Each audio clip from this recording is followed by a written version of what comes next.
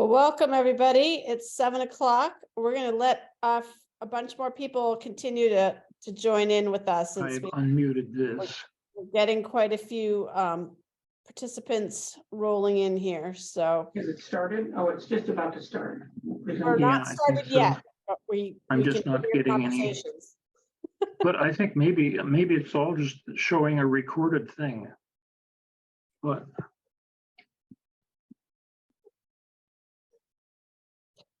So some of you are unmuted right now, which is fine. If you know Mina or myself, you're welcome to say hi, or if you don't know us, you're welcome to introduce yourselves.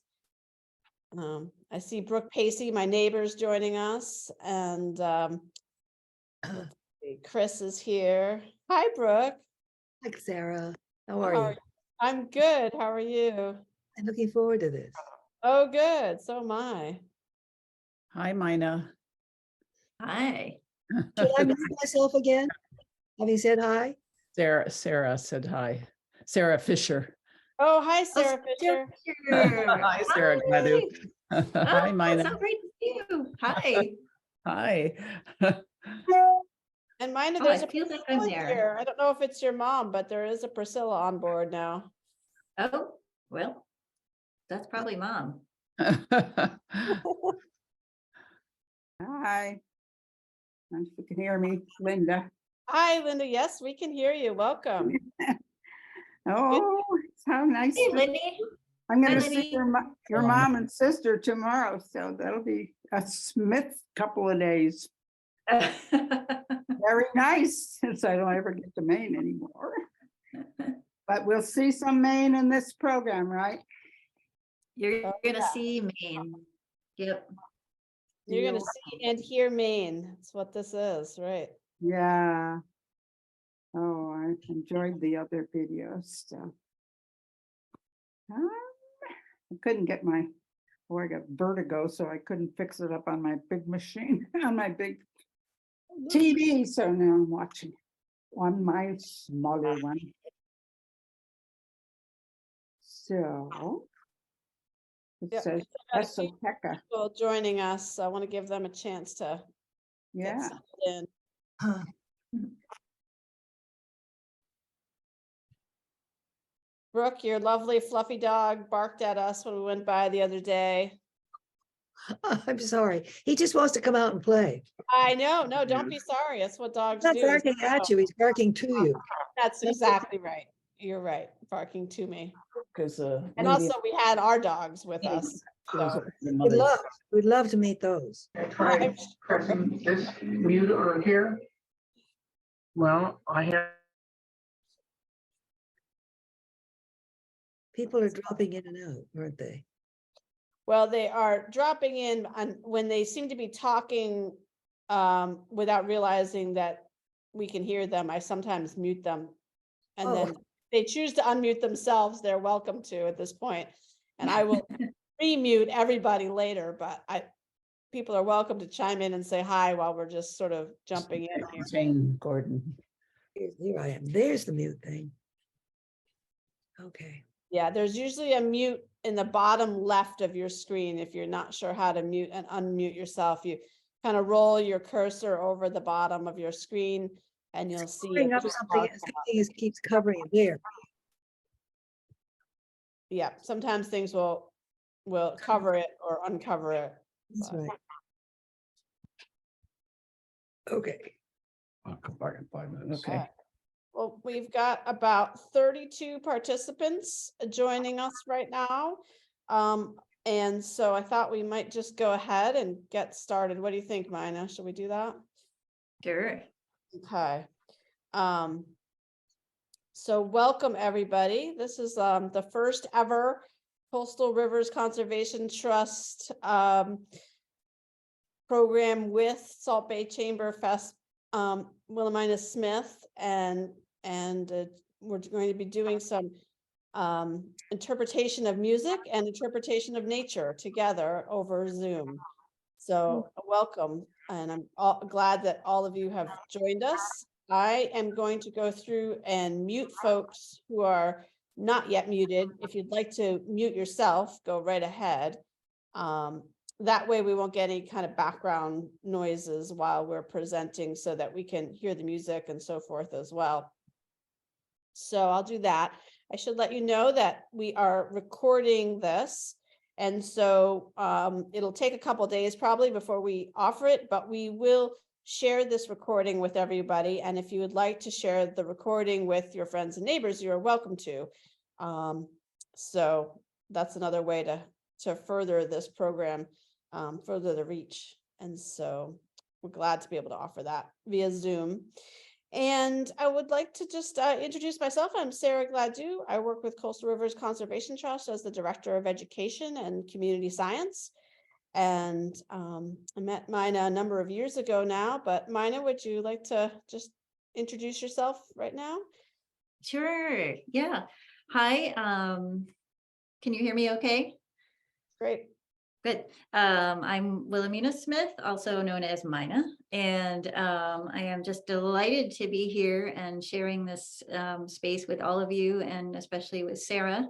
And really, really grateful to Coastal Rivers for doing this collaborative presentation. And I am the executive and artistic and actually founder of Salt Bay Chamberfest, which is a chamber music festival that happens every August on the coast of Maine in Damariscotta. And for the first 25 of our performing years, our concerts took place in the Darrow's Barn on the grounds of what is now Coastal Rivers, overlooking the Great Salt Bay.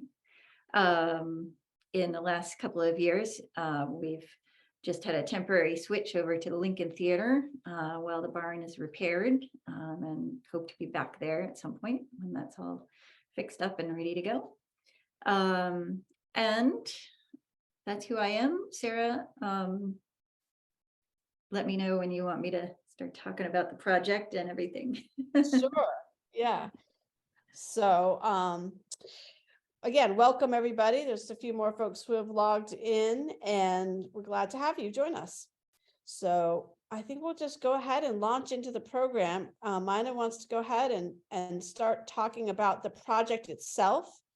And she'll give you a little synopsis of how we're going to choreograph this program too, I think. So go ahead, Mina, just keep it on. Cool. Okay, great. So these videos that you're going to see and that we're going to talk about came about as a project during the pandemic shutdown. They were made in August of 2020.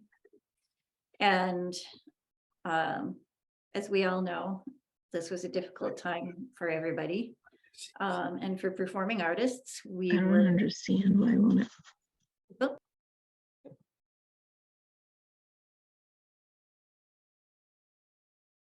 Oh, There we go.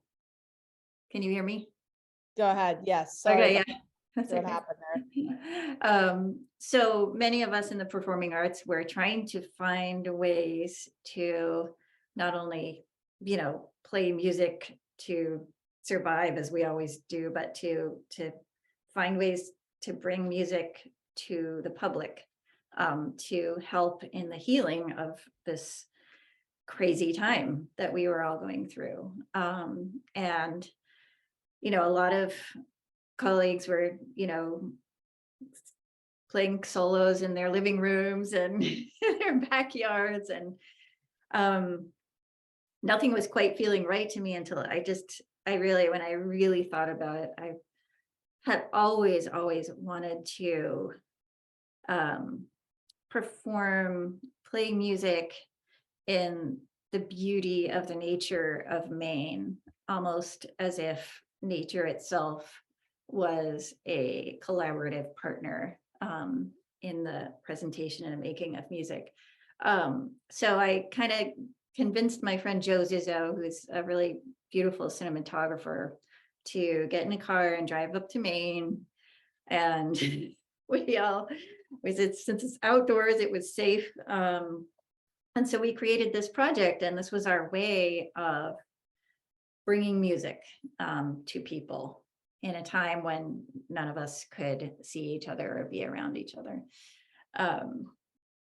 So this, you can think of this specific project, which we called Harmony on Land and Sea, finding music in these exalted landscapes in Maine.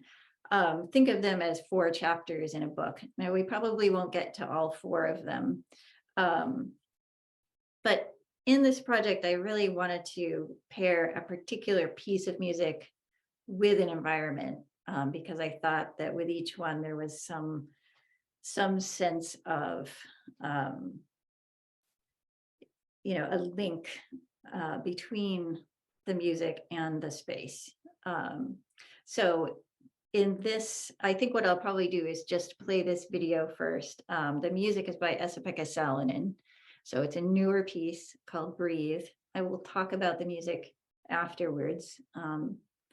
The place is in Seal Cove Shores in South Bristol.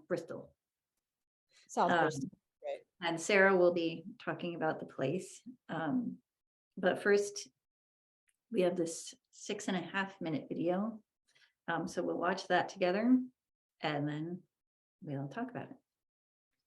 Yeah, and people are welcome to come out with questions and comments and observations when we've had a chance to get back together and talk about it as a group. So. All right, here we go. Or here we don't go. Here we go.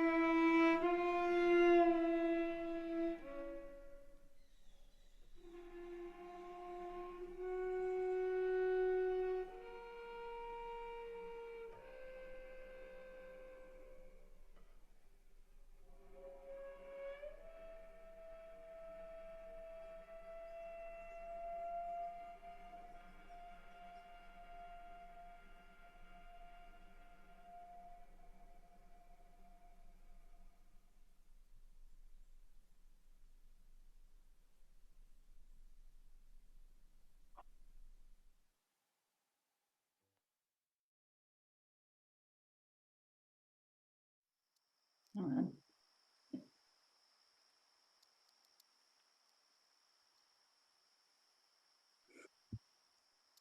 All right, Sarah, how am I gonna? I'm having trouble getting down here.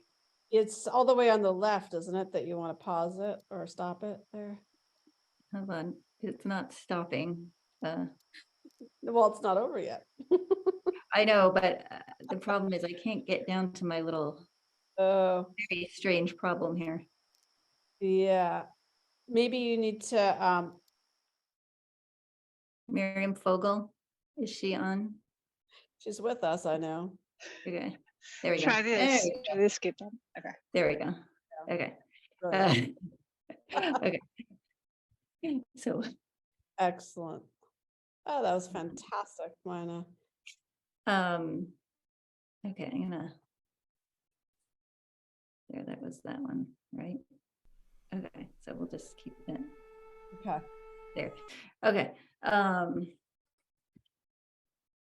So, okay. Sorry, I'm so bad at technical stuff. Fine.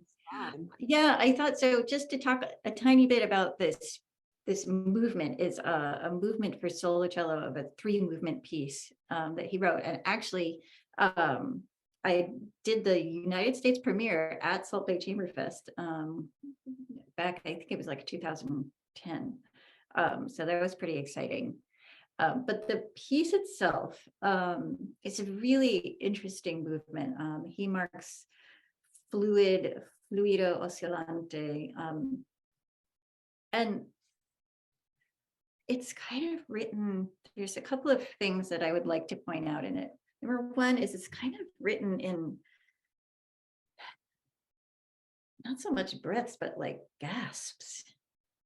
The movement, it's constant. I'm going to demonstrate. Hopefully you can tell me if you can see me okay here. There we go.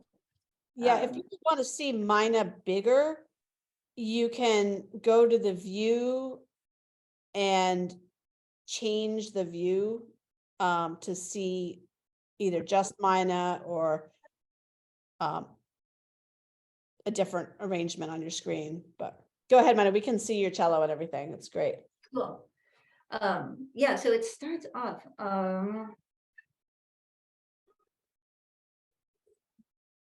kind of with these gestures of exhaling. And that's one feature that goes through the whole thing, this kind of gasping and exhaling.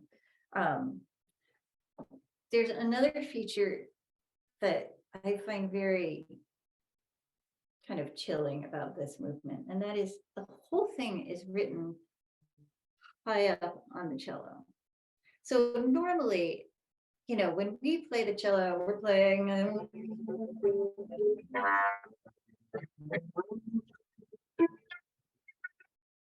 you know, there's a lot of resonance when we're playing down here.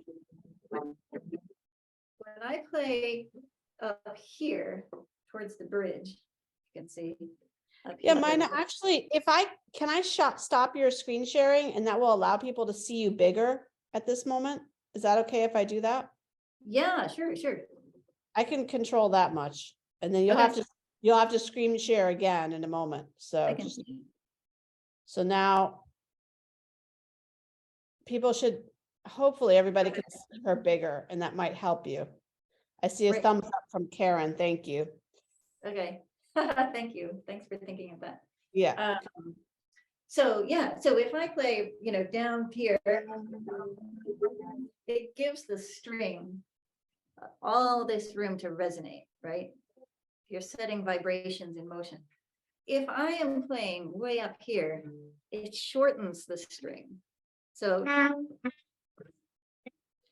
that there is much less resonance, and it has an effect of being choked. It's uncomfortable. It's difficult. It's not easy. It's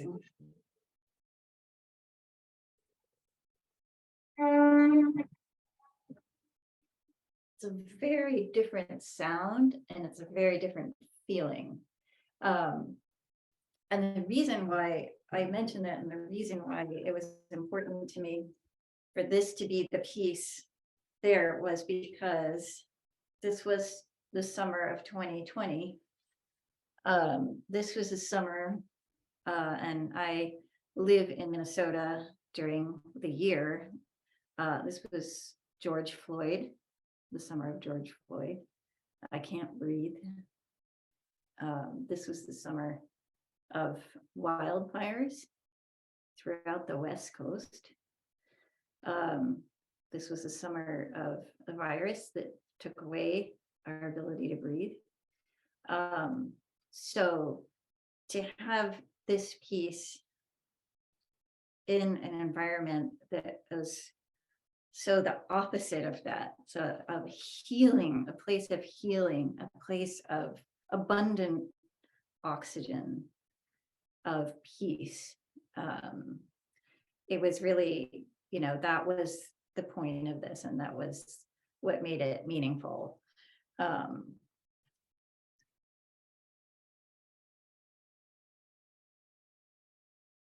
I just also wanted to point out two things. One is that this movement that he wrote, he later put in a piece for unaccompanied children's chorus. And it was a setting of the Dona Nobis Pacem, so grant us peace. So it was kind of all tying in. And so for me, playing in that environment, playing this, I really felt like I had the chance not just to be at peace, but also to feel grateful for the interaction of nature and of animals, like hearing birds and hearing the chipmunks and hearing seeing insects and just sort of being in a life affirming place. And I have to say, I felt an immense amount of gratitude for that place and for the work that organizations such as Coastal Rivers are doing to preserve these places for us all to enjoy. So Sarah, I will turn it over to you because you may have some interesting things to share about that particular place. Well, first of all, it's just extraordinary to hear the music in that place. Every time I hear that video, it's pretty amazing. I am curious, I don't know how many people, of course, who have visited that location, but when you walk down the trail, you're in sort of quintessential Maine spruce forest with deep needles and soft, loamy, moist soil, and there are needled trees all around you and red squirrels, and there was the blue jay that was calling during the music, his sort of typical sentinel of the forest job. So yeah, and then when you walk the trail, you're on this piece of bedrock that you can't see too much of because there's a ridge that you're following for a little bit, and you look out over in short order, you're walking such that you're in the forest, but you're also looking out to a very primeval looking place that is this low ravine in the forest. And so it drops off below this bedrock that you're walking on into this fern moss, like it's just covered in moss and ferns and very primeval looking, with these big spruce trees that emerge out of this ravine. And that's where Mina was sitting on this bridge to play the music. But you're surrounded by these spruce trees in this ravine with this blanket of ferns and mosses and so forth. So you really, when you're sitting on the bridge or standing on the bridge, you're very much sort of enveloped by this. Even in the wintertime, it's quite green place. So it's pretty lovely location to be able to walk through. So if you haven't been there, I encourage you to walk it and explore that site. And then you go up over the ridge and then it takes you down to the shore eventually. So you're right in the coastal area. But that very primeval spot that Mina chose to play in has these this very enveloping feeling, I feel like. And the moss in particular, so moss is responsible, when 400 million years ago, we didn't have the same oxygen in our Earth's atmosphere. And moss is what, believe it or not, moss is a non-vascular plant, and it is responsible for changing our atmosphere from a earlier makeup into a pretty high oxygen content kind of environment. And it still, of course, produces lots of oxygen for us. So when I was thinking about the title of the piece and about the movement and the breathing that you go through, Mina, when you play, and I was thinking about the moss in particular as a plant that really represents that sort of in nature, literally adding oxygen, changing our atmosphere so that it is what it is today.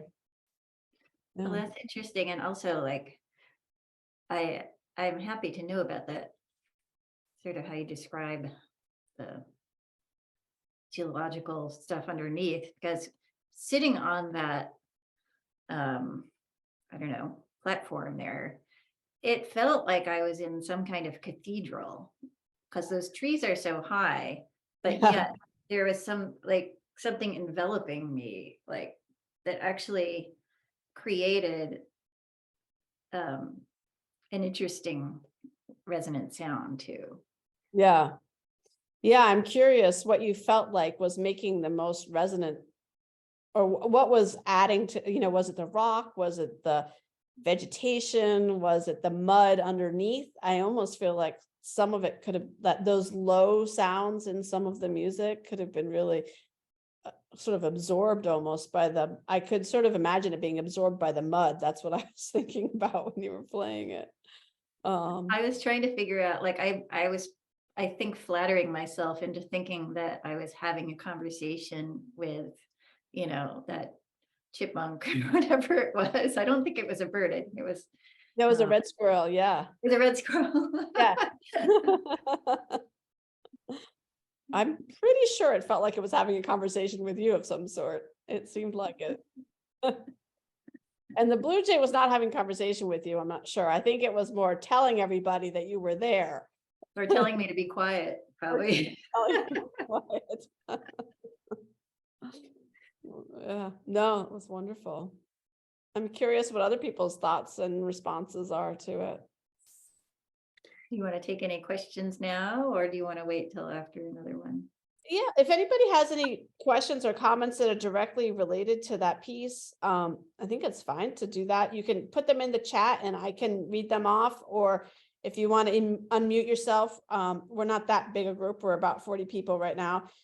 You're welcome to unmute yourself and just let us know what you're thinking. Sarah, I had a question. This is Jane. Hi. Kind of the chicken and egg question. And that is, did you select the place first and then Mina figured out the music to go with it? Or did you have the musical piece and then select the place to go with the music? Which happened first? It's all a Mina question. You have to ask Mina how she did this part. Yeah, go ahead. I'm trying to think back and remember. I just have like a bunch of like really, really favorite places in the area, like, that feel like spiritual homes there. And I think I was probably thinking about, of course, I was limited to solo cello music because it was COVID and I couldn't play with anyone else. So there was that. So, but there are certain places like Pemaquid where I was like, I'm definitely going to play a Pemaquid Point because I've always wanted to make a video and play there. And then it was like, well, what piece speaks to that place? And, I guess that's how it worked. I have a question. This is Carla. Yes, Um, Carla.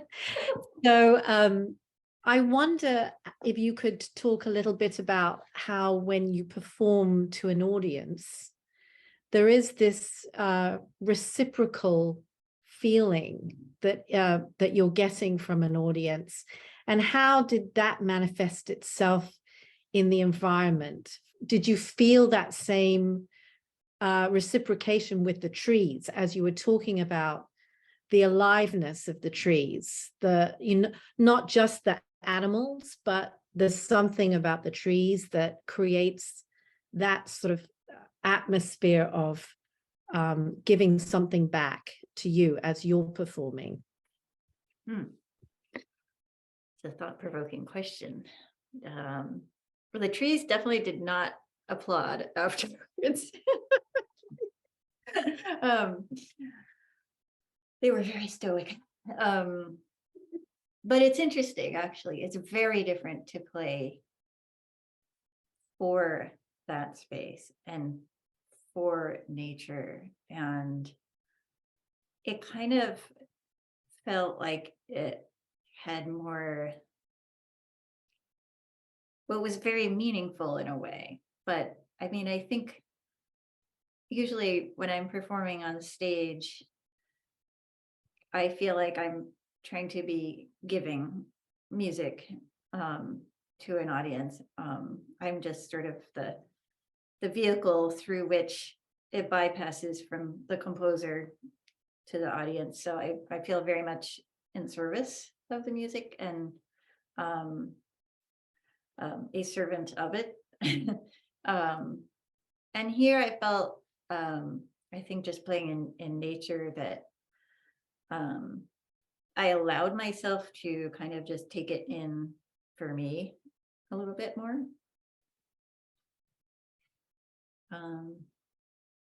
Because I think there's sort of a natural reflection that comes from being among such beautiful nature.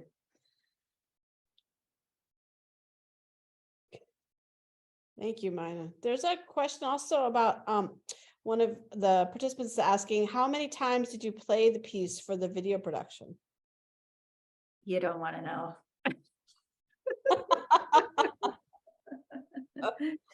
Okay, that's a good answer right there. We have a- she does add the production is stunning, which I agree with. Yeah, Joe is fabulous. I mean, honestly, see, these are, I am performing them, but I'm performing them to my recorded version of them. Because if you were to just, so these, I recorded them first and then performed them with an earpiece in to my own recording. So I'm performing them. What you see is, but the actual audio is pre-recorded.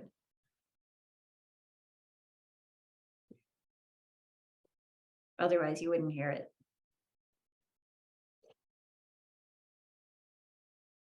There's a couple of shots in there in particular. There's one where he backs up and you see everything around you. And I just felt like the music was filling that ravine. And then there was another shot where he backs way up and there's a close up, like half a tree, a spruce tree right in front. And then you see you in the distance. And somehow you do become differently aware of the trees in the presence of the music, which I thought was really interesting. And I think very much at the end of that piece, when it's going up into the stratosphere of the C string, so our lowest string. So it's going all the way, almost like something's really dying out. And so Joe and I really talked about in the production of that, like, that it's really important to convey just this, a spirit going up and disappearing into the atmosphere. You know, last gasp, last breath. So if you'll notice, like in the film, these shots get a little bit further and further and further away, and a little bit of haziness, and then finally he's, you know, looking up to the very tops of the trees.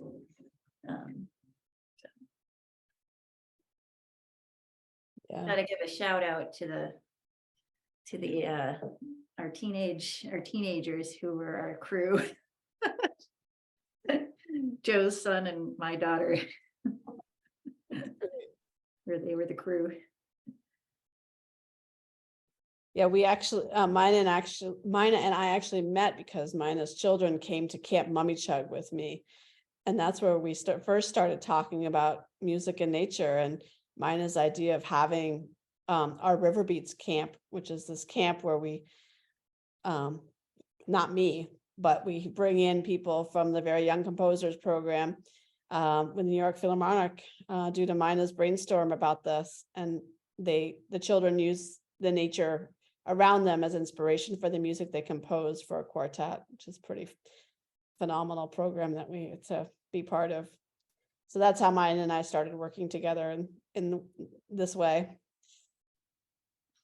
Yeah.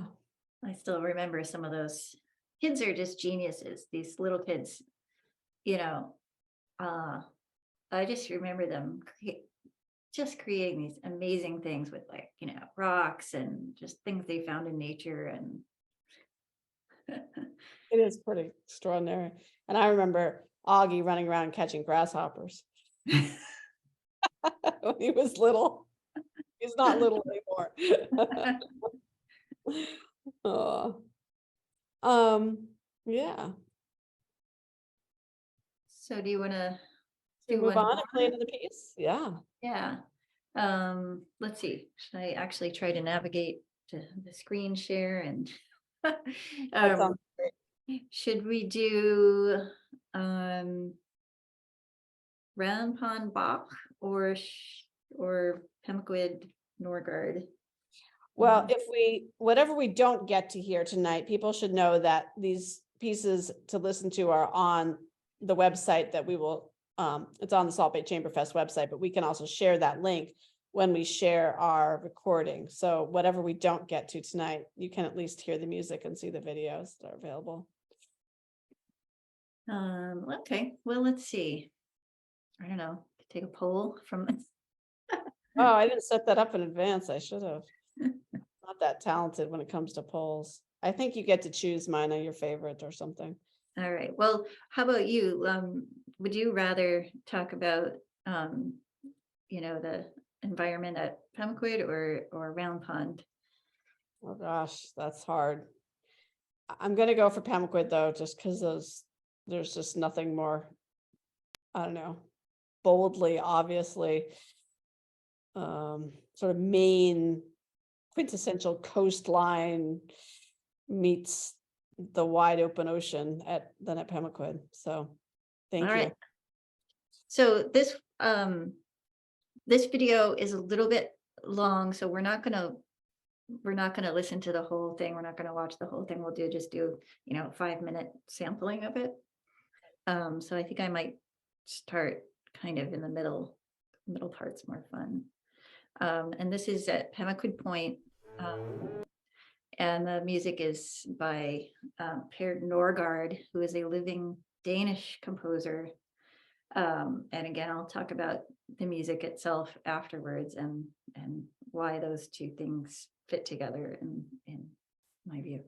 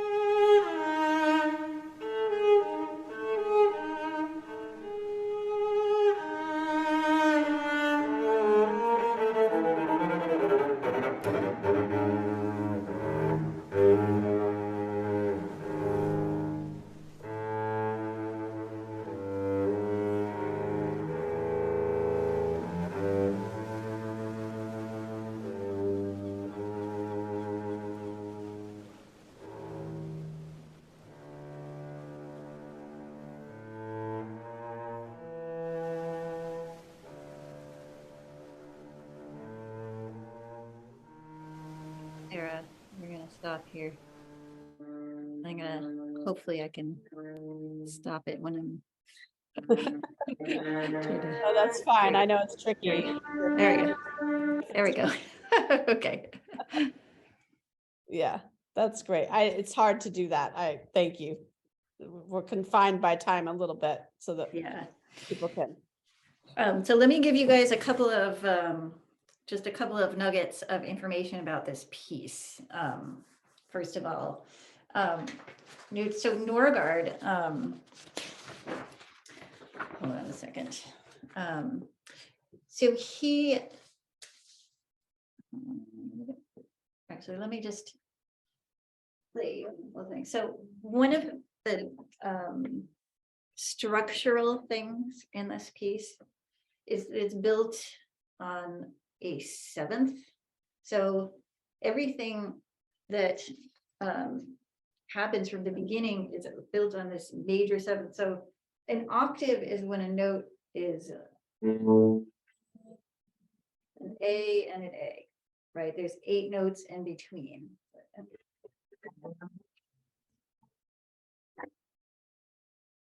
It's harmonic. An octave is always harmonic, and it's you know, stable. A seventh almost gets there.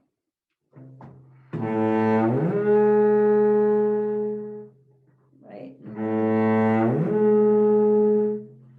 It's always reaching.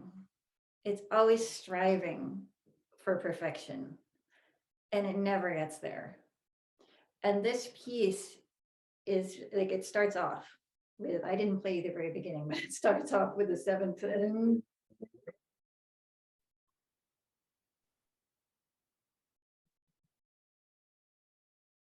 So that's sort of what we call like a motive in music, that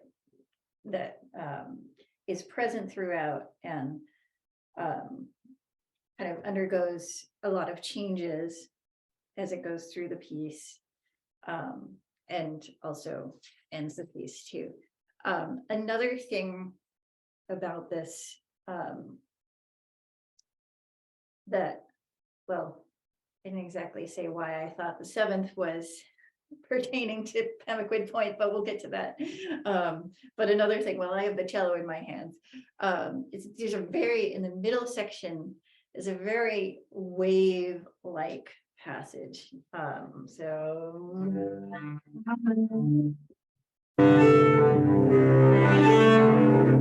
Which you probably noticed, which is up and down over the strings. And it's so evocative of these ocean swells and of the waves crashing in. So there's kind of a lot of, you know, features in the music itself that really made me think about Pemaquid Point. But there was also, let me get my notes here. There's a lot of metaphoric things about the piece too. So, you know, for me, this piece is it's called Solo Intimo. And it's really a soliloquy. It takes you on a journey.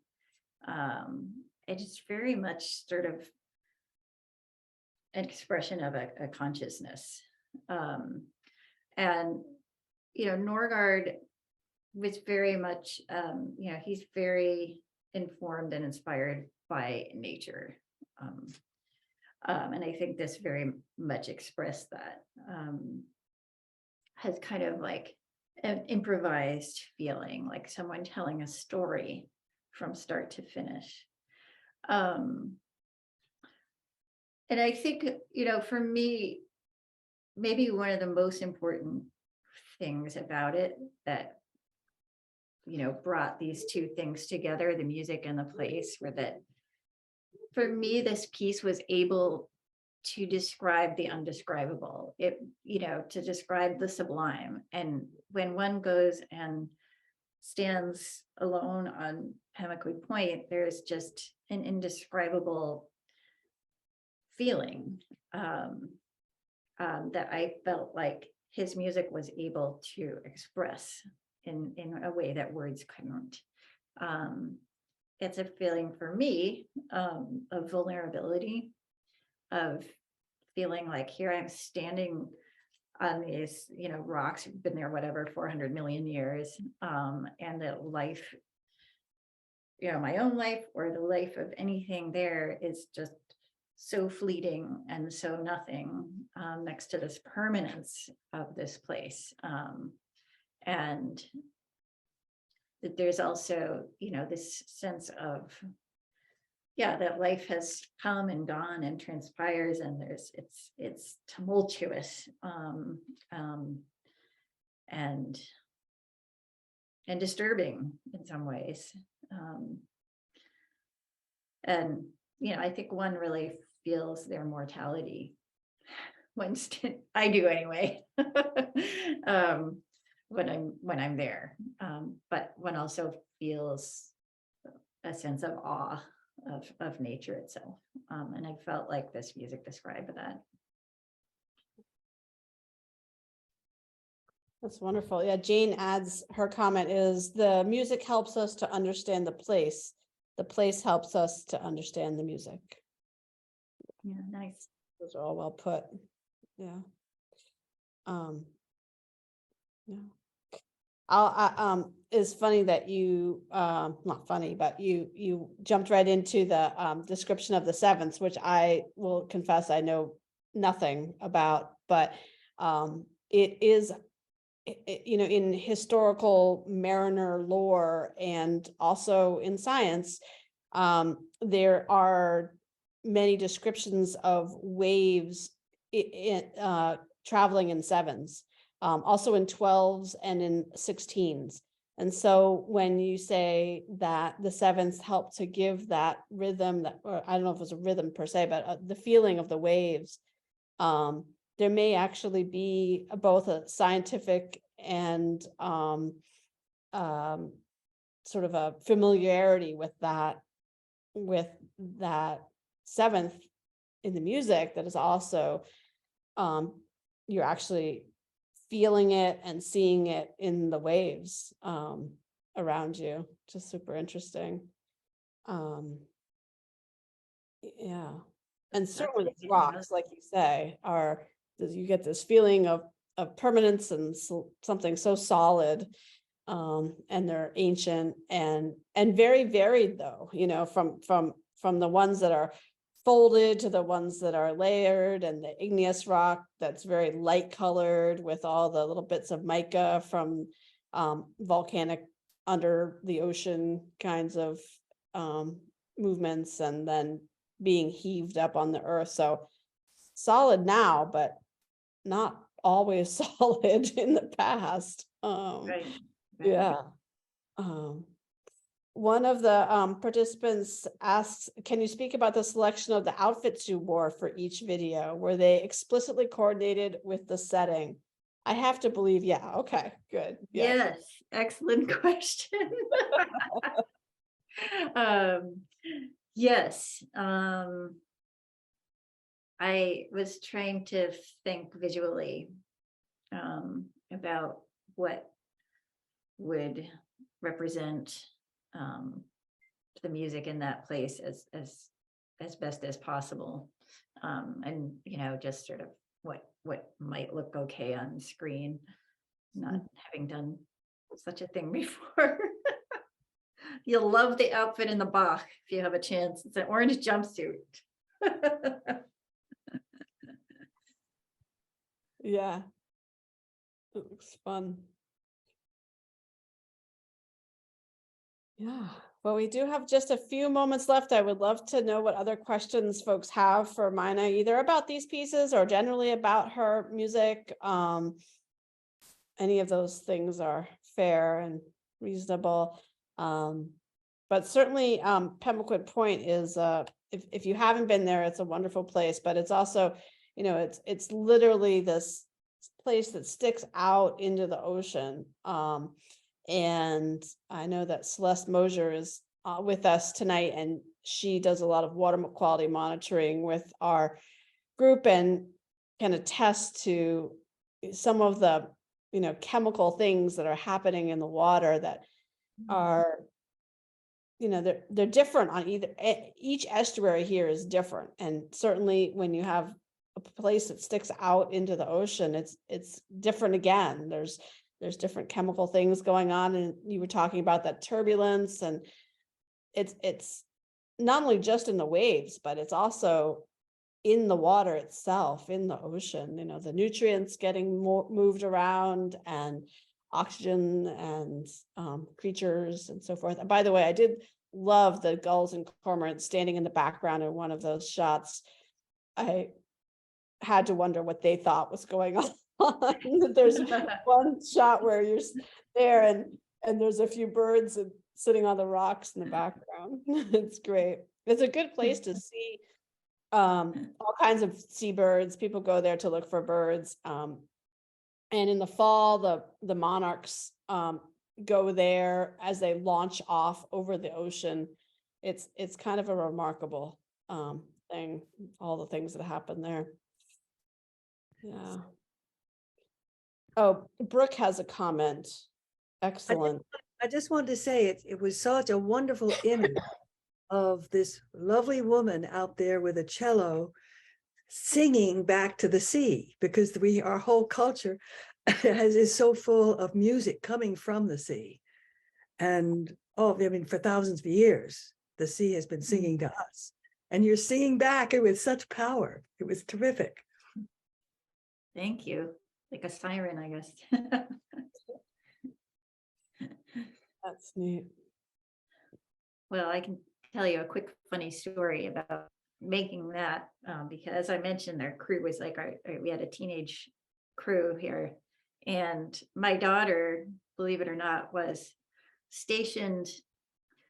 You couldn't see her, but she was actually right in front of me.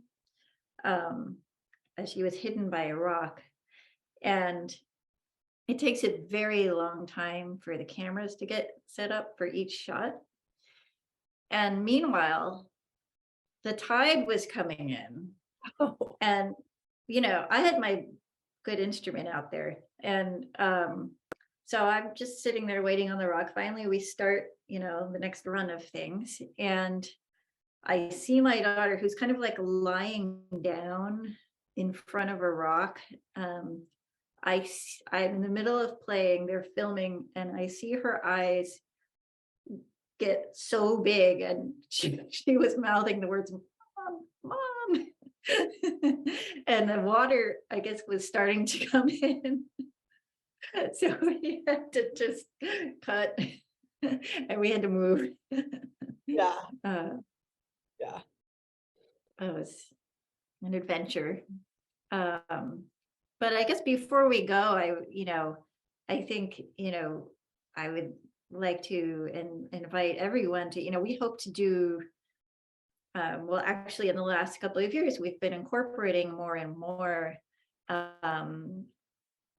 free events and concerts and arts, musical experiences outdoors and in nature. And again, many thanks to Coastal Rivers, because very often we've been having them on Coastal Rivers properties, which we're so grateful for, because it's such a great collaboration there. And so I would just invite all of you to check out our offerings for next summer. We'll have our main concert series at Lincoln Theater, but there'll also be many events throughout the community. Family educational events, concerts outside. And so, yeah, I would just invite you to check it out. Yeah. And Miriam has been great, and she's put a couple of useful links in the chat, including that of the Salt Bay Chamberfest, saltbaychamberfest.org. So you can grab that from the chat, but we'll also make sure it goes into the email and so forth as well. There is one great question, Mina, for you before we do break up for the evening. That is, what would you like to play for the Stellar Sea Eagle? And for those of you who don't know who the Stellar Sea Eagle is, and I don't know if Mina knows, but there is an eagle who has traveled from Russia to Alaska, to Texas, to Maine, to New Brunswick, back to Maine this year. And I believe it is back in Nova Scotia now, but I'm not 100% sure of that. Or New Brunswick right now. So it's this very unusual event in that this eagle is absolutely enormous. It's much bigger than it's a 20-pound bird. It's much bigger than a bald eagle.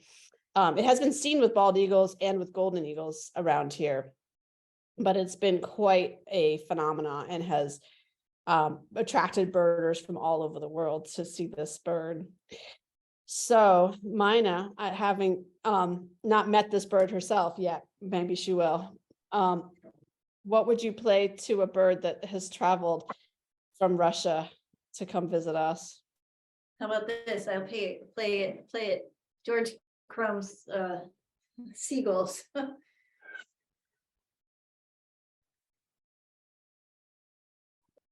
Can you folks hear that? I can't hear it. I think there's a muting thing that's going on there.